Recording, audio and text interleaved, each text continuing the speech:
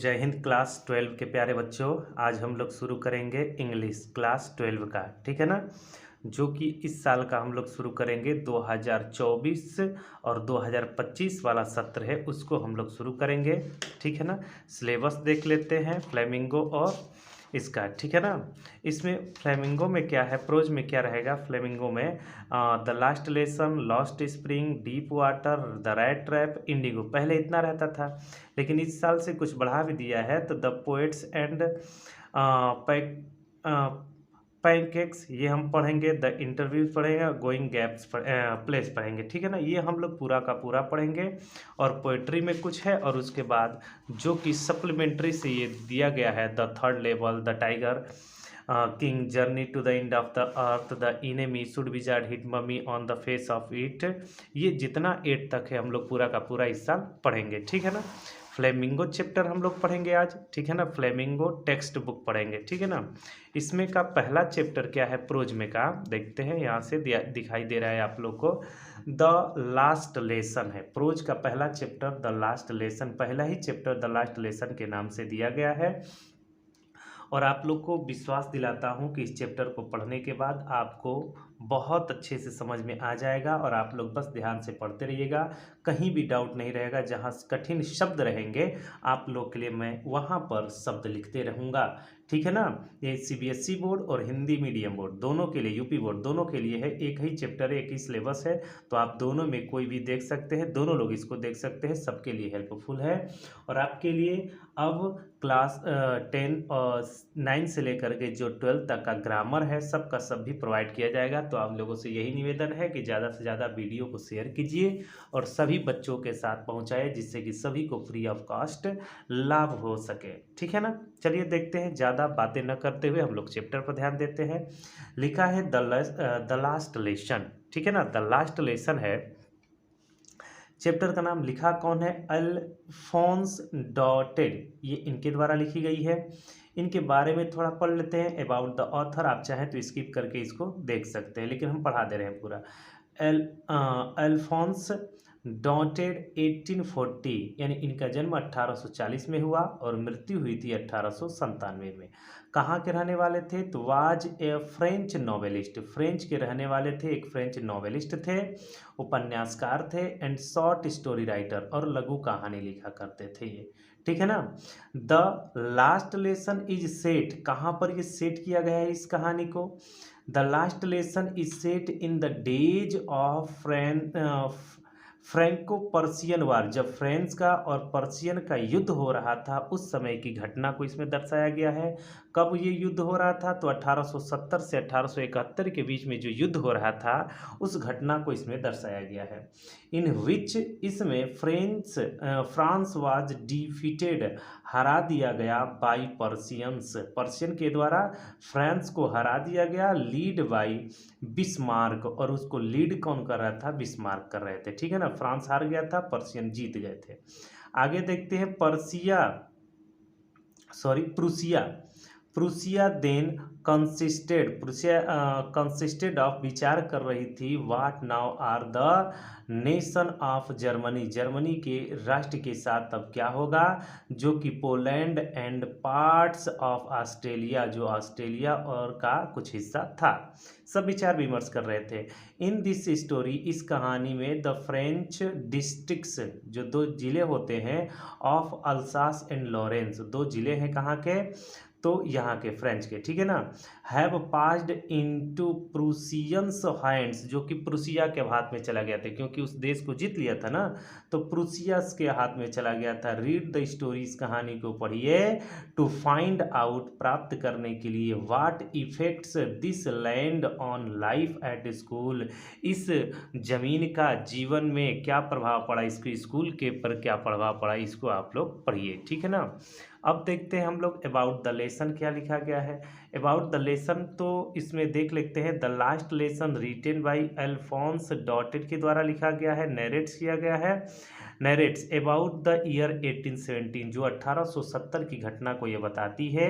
When the Prussian force under Bismarck, जो Bismarck के under में अटैक्ड करती है एंड कैप्चर्ड, पूरा तरह से हावी हो जाती है फ्रांस के ऊपर।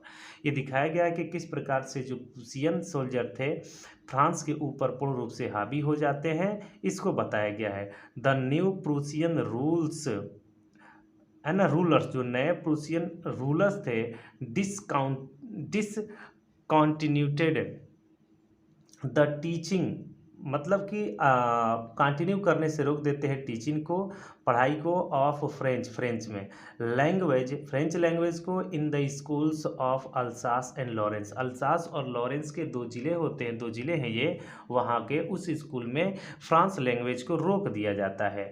The French teachers were asked to leave, और वह छोड़ने के लिए तैयार हो जाते हैं, यानी कि वहाँ से अब वो जाने के लिए तैयार हो जाते हैं। यहीं की पूरी घटना बताई गई है। आप लोगों से निवेदन है कि बस संयम बना करके आप लोग देखते रहिएगा, एक एक शब्द हम बताएंगे, एक एक चीज़ को अच्छे से आप लोग देखते रहिएगा, ठीक है ना। थोड़ा सा विजिबिलिटी ख़राब होगी क्योंकि ज़्यादा व्यवस्थाएं नहीं हैं, तो आप लोग को उस व्यवस्थाएं से न लेना देना है, कुछ नहीं लेना देना है, बस आपको पढ़ना है, समझ में आना चाहिए, ये महत्वपूर्ण बातें हैं, ठीक है ना। देखते हैं इसमें, देखता क्या है, जितना भी आई होगा, एक लड़का है जिसका नाम फ्रांस है, उसके लिए प्रयोग किया गया है, ठीक है ना, और एम हेमेल उसके टीचर होते हैं। तो देखते हैं आई उस चीज़ के लिए, लड़के के लिए यूज किया गया है। एक से देखते हैं, आई स्टार्टेड फॉर स्कूल, मैं स्कूल के लिए रवाना हुआ, स्टार्ट हुआ, वेरी लेट, बहुत देरी से, दैट मॉर्निंग, उस दिन, मैं उस दिन स्कूल के लिए बहुत देरी से रवाना हुआ, and was in great dread, dread of का मतलब डरा हुआ, और मैं बहुत डरा हुआ था, ऑफ स्कोल्डिंग, डांटे जाने से, ठीक है ना। कहता है कि मैं स्कूल के लिए बहुत देरी से रवाना हुआ और मुझे डांटे जाने का मुझे बहुत डर था, स्पेशली, मुख्य रूप से, बिकॉज, क्योंकि, एम हेमेल, टीचर का नाम है, हैड सेड, वह कह चुके थे, दैट कि he would questions us on participle, क्योंकि एम हेमल कह चुके थे कि वह पार्टिसिपल से हम लोगों से क्वेश्चन करेंगे, ठीक है ना। क्यों डर था, उसे डांटे जाने की डर क्या थी, क्योंकि वह एम हेमल टीचर उसको बोले थे कि वे पार्टिसिपल्स पे क्वेश्चन पूछेंगे, ठीक है ना। And I did not know, और मुझे नहीं पता था, the first word about them, और मुझे पार्टिसिपल के बारे में पहला शब्द भी नहीं पता था, यानी थोड़ा सा भी उसे पार्टिसिपल के बारे में नहीं पता था। फॉर अ मोमेंट, एक पल के लिए, I thought of running away, मैं भाग जाने के लिए सोचा, स्कूल जा रहा था, एक पल के लिए सोचता है कि मैं स्कूल को छुट्टी मार दूं, भाग जाऊं बाहर, ठीक है ना। And spending the day out of doors, और पूरा दिन भर, स्पेंडिंग मतलब होता है बिताना, द डे मतलब दिन, आउट ऑफ डोर्स, और बाहर ही पूरा दिन बिताया जाए। वो छोटा सा बच्चा है, सोचता है कि एम हेमल डांटेंगे, पार्टिसिपल पूछने के लिए कहेंगे, और मैं लेट घर से निकला भी हूँ और मुझे एक शब्द भी नहीं आ रहा है, तो सोचता है कि क्यों नहीं मैं यहाँ से रन कर जाऊँ, भाग जाऊँ और बाहर ही दिन बिता दूँ, ठीक है ना। इट वॉज सो वार्म, बहुत गर्मी थी, सो ब्राइट, और दिन चमकीला था, ठीक है ना, जैसे इस समय दिन हो रहा है उसी प्रकार से दिन था।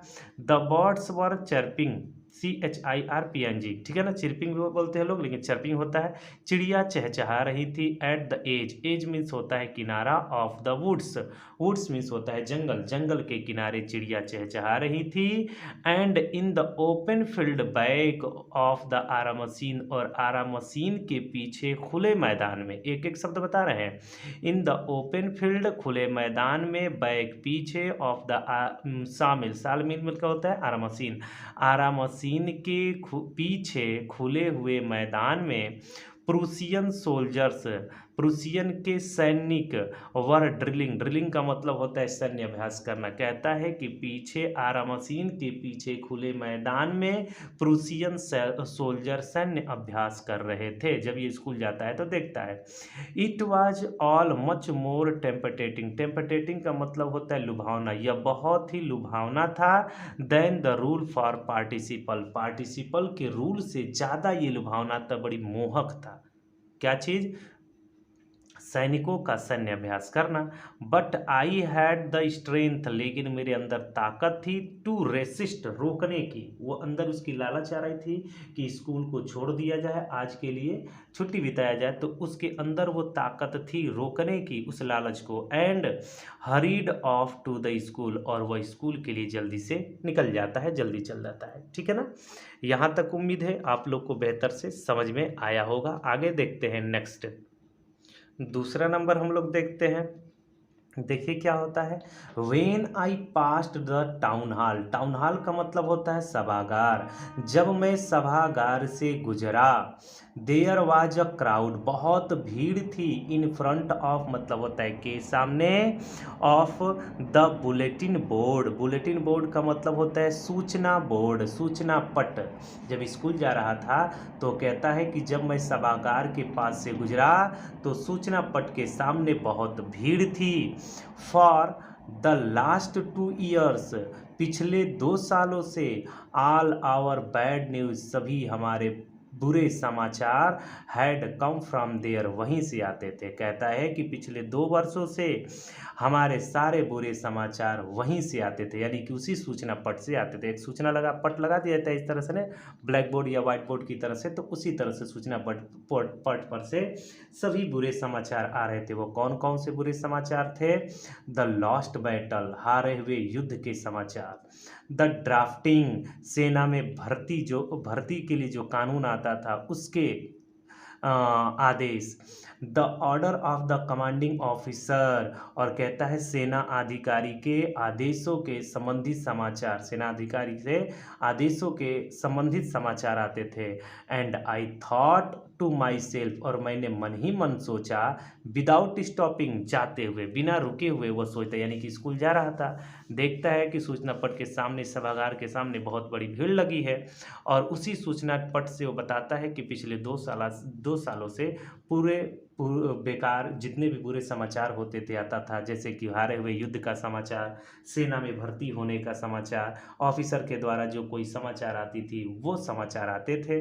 और बिना सोचे हुए मन ही मन सोचता है, what can be the matter now, अब क्या बात हो सकती है, क्यों भीड़ लगी है, जैसे हम लोग कहते हैं ना कि वहाँ भीड़ क्यों लगी है, क्या बात हो सकती है, उसी तरह से वो सोचता है कि क्या बात हो सकती है। आगे, देन, तब, as I hurried by, as fast as, मतलब उतना जितना की, हरीड मतलब जल्दी से मैं गया, आई कुड गो, जितना जा सकता था। ठीक है ना। वह कहता है कि फिर जैसे ही मैंने अपनी पूरी तेजी के साथ चला, the black Smith, black Smith का मतलब होता है लोहार, वॉक्टर, जिसका लोहार का नाम क्या है, वॉक्टर, उतनी, कहता है कि फिर जैसे ही मैं अपनी पूरी तेजी के साथ चला तो वाक्टर नामक जो लोहार था, हु वॉज देयर, वहीं पर क्या था, खड़ा था, वहीं पर था, विथ हिज अप्रेंटिस, अप्रेंटिस का मतलब होता है सहायक, वो अपने सहायक के साथ खड़ा था, प्रशिक्षु के साथ खड़ा था, वहीं होता है रीडिंग द बुलेटिन, और वो क्या कर रहा था, सूचना पट पर पढ़ रहा था। ठीक है ना, जो वहाँ पर प्रशिक्षु के साथ समाचार पढ़ रहा था, कौन, वाक्टर नामक लोहार अपने प्रशिक्षु के साथ सूचना पट पर पढ़ रहा था। कॉल्ड आफ्टर मी, वो मुझे पीछे से पुकारता है, जैसे तेजी से जा रहा था तो पीछे से वो चिल्लाता है, कहता है डोंट गो सो फास्ट, इतना तेज मत जाओ, बब, बब का मतलब होता है बच्चे, उन छोटे बच्चे को कहता है कि इतने जल्दी मत जाओ छोटे बच्चे। जैसे होता है हम लोग ना, जैसे मान लो मोहल्ले में कोई है, महीने में या हफ्ते में एक दिन जा रहा है स्कूल, तो हम लोग बोलते हैं ना, अरे क्या करेंगे जा करके, आप मज़े लेते हैं हम लोग ना, अरे आज चल दिए हीरो साहब पढ़ाई करने के लिए, तो उसी तरह से मज़ा लेता है, अरे क्या करोगे जा करके पढ़ने के लिए बच्चे, you will get to your school in plenty of time, तुम्हें स्कूल जाने के लिए बहुत सारा समय है, क्या जल्दीबाजी है, क्यों पढ़ते हो, है ना, ऐसे करता है, क्यों जाना चाहते हो, बहुत समय है, जाना ना खूब आराम से, तो ये मज़ा लेता है। ठीक है ना, ये वाक्टर नामक लोहार, जैसे हम लोग भी मज़ा लेते हैं किसी से, वैसे ही ये मज़ा लेता है। ठीक है ना, आगे देखते हैं यहाँ से, तीसरा पढ़ते हैं। आई थॉट, मैंने सोचा, he was making fun, making fun of me मतलब होता है मजाक उड़ाना, मुझे लगा कि वह मेरा मजाक उड़ा रहा है। ठीक है ना। And reached M Hamel's little garden, और मैं लिटिल गार्डन में एम हेमल के छोटे से बगीचे में पहुंचा। Out of breath, out of breath का मतलब हाँफते हुए, कहता है कि मैं एम हेमल के छोटे से बगीचे में हाँफते हुए पहुंचा। तो वहाँ पर क्या देखता है, यूजुअली आमतौर पर प्रायः व्हेन स्कूल बिगैन जब स्कूल शुरू होता था, देयर वाज अ ग्रेट बस्टल, बस्टल का मतलब होता है अफरा तफरी या शोर मचना।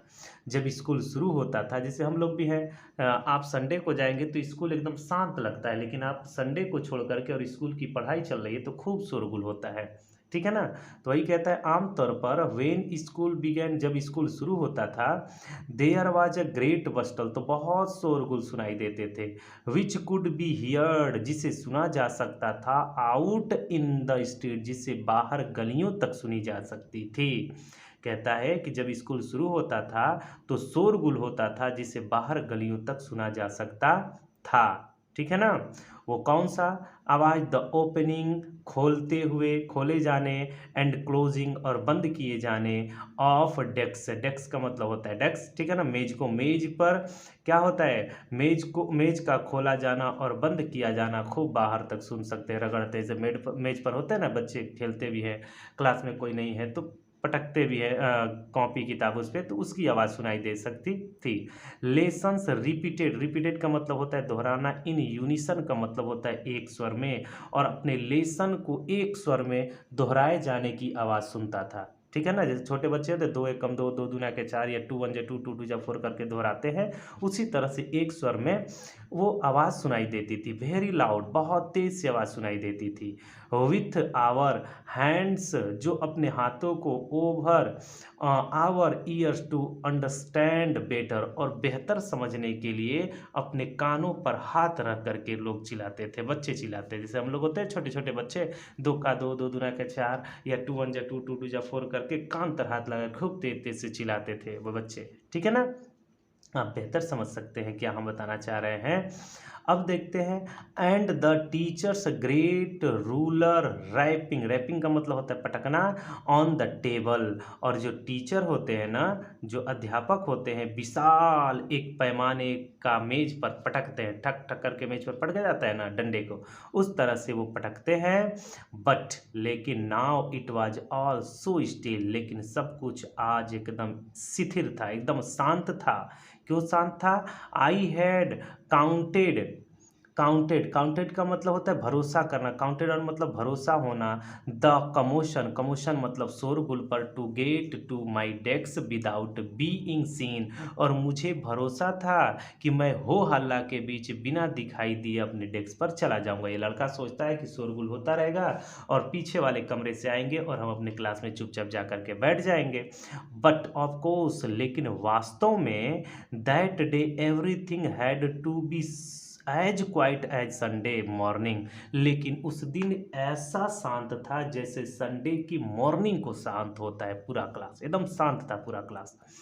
दाऊ सॉरी थ्रू द विंडो, खिड़की से आई सा माई क्लासमेट्स, क्लासमेट मतलब होता है साथ में पढ़ने वाले, मैंने खिड़की से साथियों को देखा, क्लासमेट को, कि ऑलरेडी इन देयर प्लेस, पहले ही वो अपने स्थान पर जा कर के बैठ चुके हैं, and M Hamel walking up and down, और एम हेमल अप और डाउन कर रहे हैं, यानी आगे पीछे से क्लास के इधर उधर करते रहते टीचर ना, उस तरह से कर रहे थे। विथ हिज टेरिबल मतलब भयानक, iron ruler under his arms, M Hamel अपने भयानक डंडे को बगल में दबा करके इधर उधर घूम रहे थे। रूलर मतलब होता है ना भयानक, टेरिबल मतलब भयानक, अंडर में हिज आर्म मतलब अपने बाहों में लेकर के।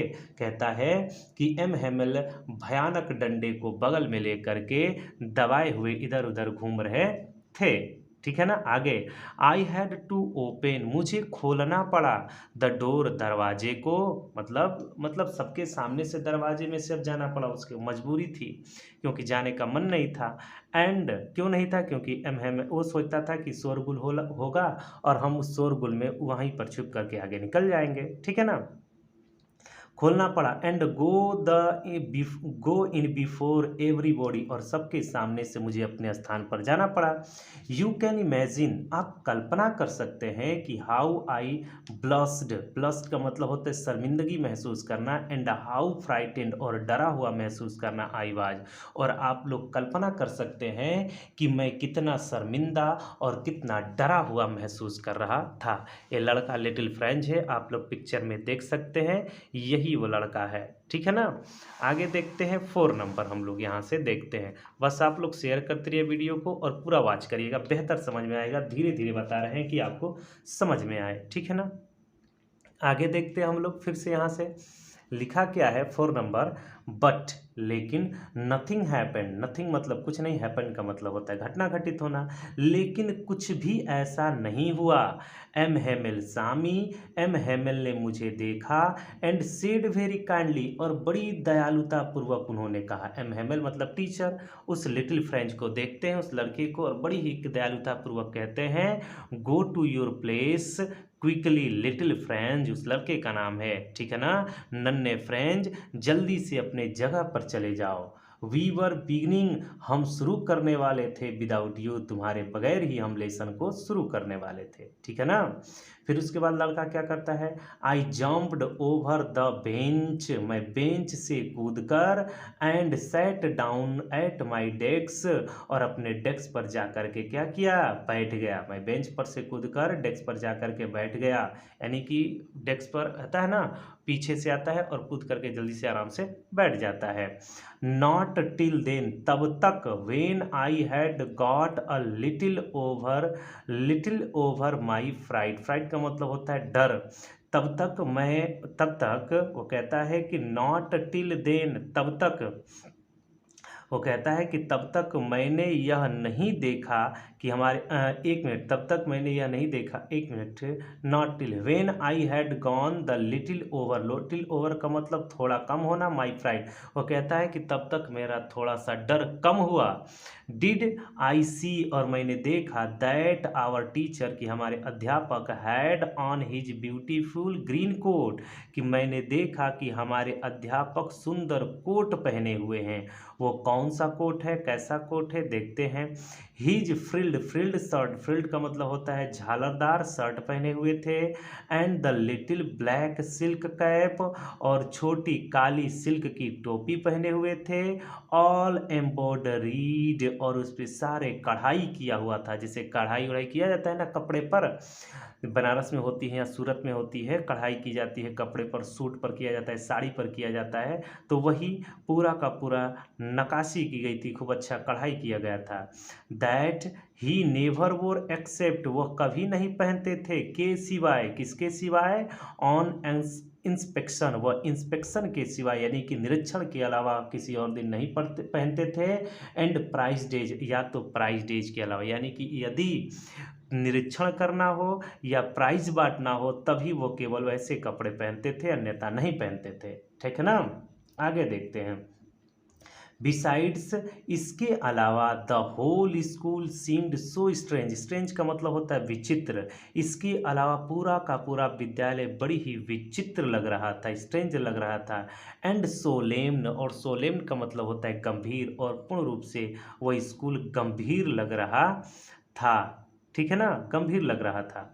आगे देखते हैं। बट द थिंग, लेकिन एक ऐसी चीज थी, दैट सरप्राइज मी, एक ऐसी चीज ने मुझे सरप्राइज कर दिया, मोस्ट वाज टू सी मतलब होता है देखना, लेकिन जिस चीज ने मुझे सर्वाधिक चकित कर दिया वो चीज क्या थी, कहाँ गया, see, the back, on the back bench, जो पीछे वाली बेंच लगी होती थी, क्लास में पीछे का बेंच होता है, तो पीछे बेंच पर, दैट वर ऑलवेज इम्पटी, जो हमेशा वो बेंच खाली होती थी, the village people sitting quietly, उस पे गांव के लोग बड़ी ही शांति से बैठे थे। ये देख करके एकदम आश्चर्यचकित हो गया कि चुपचाप गांव के लोग उस पर बैठे थे, लाइक आवर सेल्व्स, हमारी तरह से एकदम चुपचाप बैठे हुए थे। कौन कौन था वहां पर, ओल्ड हाउजर, पुराने कृषक थे, ठीक है ना, और कौन था, विथ हिज 3 कॉर्नर हैड, तिकोना टोपी पहने हुए, और अपना तिकोना टोपी पहने हुए एक बूढ़ा व्यक्ति बैठे हुए थे,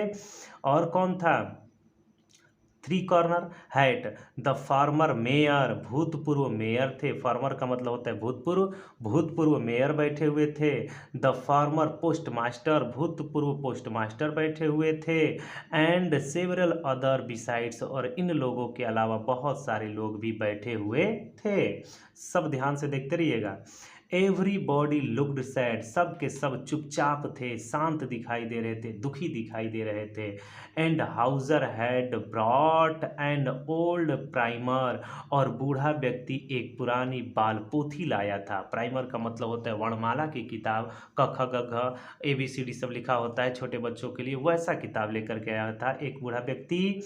थम्ड, थम्ड का मतलब होता है अंगूठा, अंगूठे से पलटने से। एट द एज, एज मतलब होता है किनारा, यानी कि जैसे किताब को हम लोग किनारे से पढ़ते हैं, ऐसे ना, ऐसे पलटते हैं किनारे से, है ना, उसी तरह से किनारे से पलटने से अंगूठे से।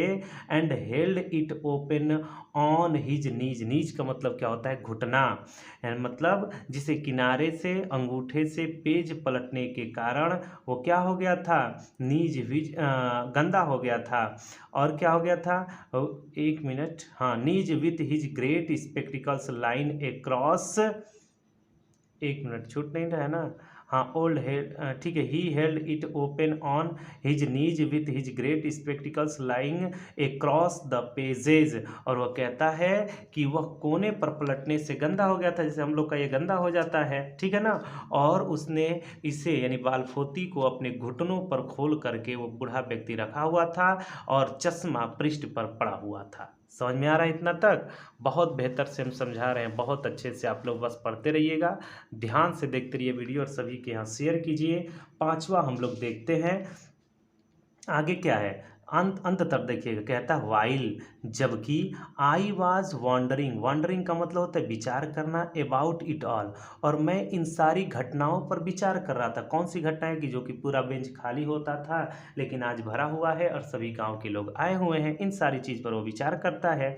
तो एम हेमल माउंटेड, माउंटेड मतलब चुपचाप बैठे हुए थे, हिज चेयर, अपने चेयर पर, ठीक है ना, कुर्सी पर बैठे हुए थे। And in the same grave, एकदम गंभीर अवस्था में, इन जेंटल टोन, और एक जेंटल टोन में, आवाज में बोलते हैं, which he had used to me, उन्होंने मुझसे कहा, सेड कहा, यूज किया शब्द को क्या कहते हैं, माई चाइल्ड, माई चिल्ड्रेन, मेरे बच्चे, this is the last lesson, यह आप लोगों की अंतिम लेसन। एकदम गंभीर आवाज में, एकदम जेंटल टोन में वो कहते हैं एम हेमल कि बच्चों ये तुम लोगों की आज अंतिम लेसन है।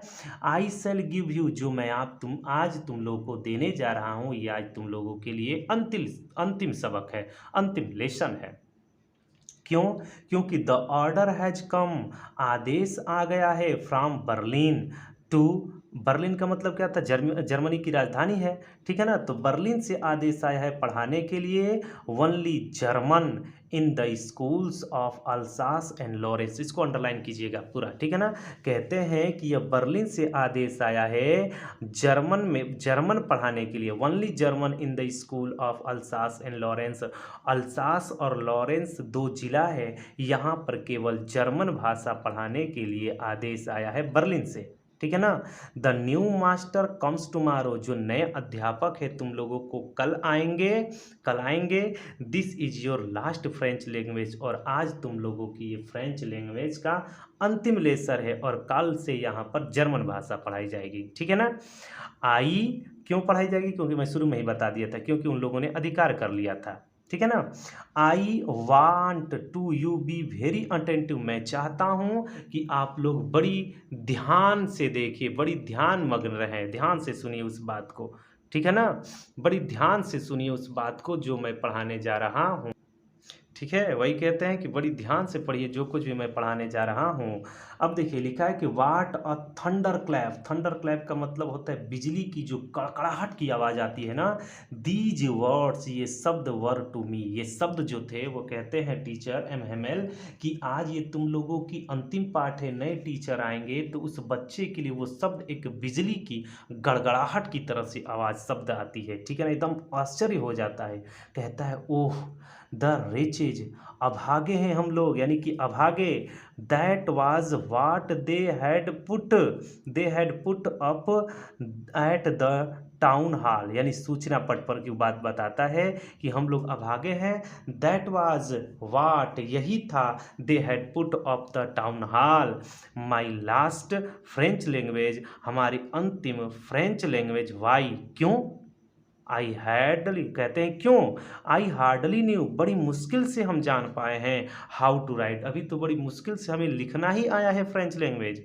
ठीक है ना, ये जो भाषा पढ़ाने आएंगे ये बहुत अभी तो हम लोग को बड़ी मुश्किल से लिखने ही आया है। ठीक है ना, I should never learn any, हम कभी सीख नहीं पाएंगे एनी मोर, और अब अधिक हम लोग नहीं सीख पाएंगे क्योंकि ये टीचर चले जाएंगे और यहाँ से ये भाषा को भी हटा दिया जाएगा। कैसे, आई मस्ट स्टॉप देयर, हमें अवश्य ही रुकना चाहिए देयर वहाँ पर, देन तब, ओह हाउ सॉरी, कितनी दुख की बात है कि I was for not learning my lesson, हम लोगों ने अपने पाठ को नहीं पढ़ा, कितनी दुख की बात है कि हम लोगों ने अपने लेसन को नहीं पढ़ा। क्या करने में, फॉर सीकिंग बर्ड्स एग्स, चिड़ियों के अंडे खोजने में। जैसे देखे होंगे ना, छोटे छोटे जब पहले आंगनबाड़ी स्कूल होती थी, आंगनबाड़ी अभी भी चलती है, तो 1 से 5 वाले जो सरकारी स्कूल होते हैं, हालांकि कहना नहीं चाहिए, बहुत से देखे होंगे इसमें छुट्टियां हो जाती थी, मैडम जी आती थी, स्वेटर बिनती थी या टीचर आते थे, वो ज़्यादातर लड़के खेलते ही थे। उसी तरह से ये बताते हैं यहाँ पर, ये अपने आप का भी दोष बताएंगे, टीचर का भी और पेरेंट्स का भी दोष बताते हैं कि टीचर भी पढ़ाते नहीं थे और बच्चे भी क्या करते हैं, जैसे हम लोग होते हैं ना, आप लोग पढ़ते थे, कहते हैं अरे चलो कल वीडियो देख लेंगे, चलो यहाँ तक आज देख लेंगे, कल कल करते करते और वो एग्ज़ाम का दिन आ जाता है और एग्ज़ाम के दिन पर हम लोग सोचते हैं कि अब क्या पढ़े, पढ़ना तो सभी है। ठीक है ना, तो आप लोग ऐसी गलती मत करिएगा, सब लोग अच्छे से पढ़िएगा और बहुत बेहतर से पढ़िएगा, रेगुलर पढ़िएगा। ठीक है ना, कम पढ़िए लेकिन रेगुलर पढ़िए। किस में वो उन्होंने दिन बिता दिया, फॉर सीकिंग बर्ड्स एड, बच्चे ने अंडे खोजने में दिन बिता दिए, और गोइंग स्लाइडिंग, स्लाइडिंग का मतलब होता है तैरना, ऑन द सार, सार एक नदी है, वो कहता है कि सार नदी में स्लाइडिंग करने के लिए वो बच्चे दिन बिता दिए। माई बुक्स, ये किताबें, मेरी किताबें, that had seemed much in nonsense, कहता है कि किताबें हम लोग को बड़ी नॉनसेंस लगती थी। जैसे आज के बच्चे हैं ना, बहुत से बच्चे कहते हैं अरे कौन इतना किताब ढोए, कौन इतना मोटी मोटी किताबें पढ़े, कौन इंग्लिश बुक पढ़े, कौन मैथ पढ़े, नॉनसेंस लगती थी उनको बच्चों को। और वाइल एगो, कुछ पल पहले कहते हैं कि बड़ी नॉनसेंस लगती थी। सो हैवी टू कैरी, ढोने में बड़ी भारी लगती थी यही किताबें। माई ग्रामर, मेरी ग्रामर की किताब बड़ी बेकार लगती थी। And my history of the saints, और साधुओं पे, संत पे जो इतिहास के किताब है वो नॉनसेंस लगती थी। वर ओल्ड फ्रेंड्स नाउ, अब वो हमारी पुराने मित्र हो गई थी। That I could not give up, हम उन्हें त्याग नहीं सकते थे। ठीक है ना, वो त्याग नहीं सकते थे लेकिन अब छोड़ना पड़ेगा क्योंकि फ्रेंच लैंग्वेज वहाँ पर चलेगी। एंड एम हेमल टू, और एम हेमल को भी हम त्यागना नहीं चाहते, जो उनके टीचर हैं, लगाव हो गया है, उनको भी त्यागना नहीं चाहते हैं। द आइडिया, यह विचार, that he was going away, यह विचार कि अब चले जाएंगे, इस विचार से वो दुखी हो जाते हैं और कहते हैं कि हम उनको भी त्यागना नहीं चाहते, अपनी किताबों को भी त्यागना नहीं चाहते। That I should never see him again, और अब हम कभी उनको देख नहीं पाएंगे। मेड मी फॉरगेटेन, फॉर एक minute, forget all about his ruler, हम सब उनकी जो रूलर थी, दंड था, कैसे थे वो सब भूल गए हैं। एंड हाउ क्रैंकी, और कितना कठोर थे वो हम लोग के प्रति। ही वाज, हम सब के सब वो सारी चीज़ें भूल गए हैं क्योंकि अब विदाई का समय आ गया है। जैसे देखते हैं ना, जब 10th में आप लोग रहे होंगे तो एक आप लोग की स्कूल से विदाई हुई होगी, तो उस समय बड़ी भावना हो जाती है, ओत-प्रोत हो जाते हैं लड़के या लड़कियां, या टीचर भी हो जाते हैं यहाँ तक कि। तो उस स्थिति को बता रहा है कि टीचर भी जा रहे हैं, स्कूल्स भी तो जाएगा और वहाँ की भाषा भी जाएगी और किताबें भी जाएंगी, जो बहुत पहले बेकार लगती थी। ठीक है ना, आज हम लोग यहीं तक करते हैं और आगे का जो आधा पार्ट से उसको आप लोग को आगे हम लोग फिर दे देंगे। ठीक है ना, तब तक के लिए धन्यवाद। Thanks for watching.